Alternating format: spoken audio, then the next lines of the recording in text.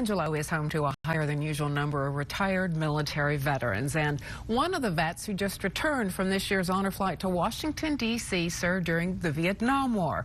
Virgilio Pineapple Flores has a Silver Star and an incredible story. Boyette talked with him. On honor flight in October, I had a chance to meet with Virgilio Flores, a Vietnam veteran from San Angelo.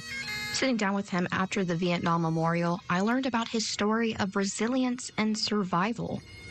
Born in the Philippines, he moved to Hawaii after graduating from college in pre-med, hoping to continue his education. But life had a different plan. I came to Hawaii in December of 1968. And I registered for the Selective Service, and I was drafted.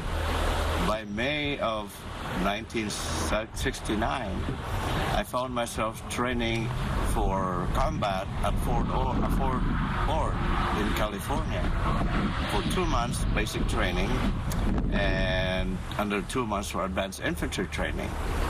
And I found myself in the war in Vietnam in October 13, 1969. His first night in Vietnam was chaotic. Explosions rocked the barracks, sending soldiers scrambling under tables. But not him. His background in ROTC kept him steady. Then I came to realize that they were scared to die.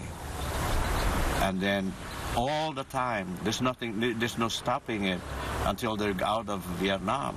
365 days a year, every second. And I thought that would be too much for the mind to suffer from. So he made a choice.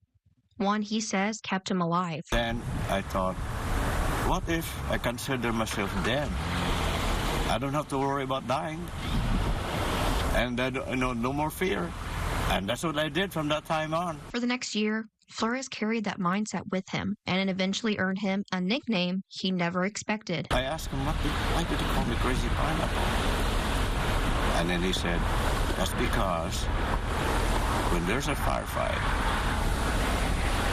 the normal tendency for soldiers to do is move back or move away from the firefight. But me, I go towards the firefight. And that is crazy.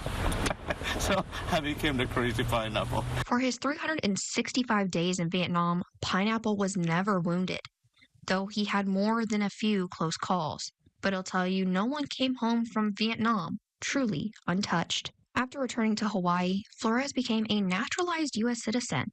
He never told anyone he served in the Vietnam War after seeing how soldiers were treated when they came home. And now, after all these years, he's finally ready for his story to be heard.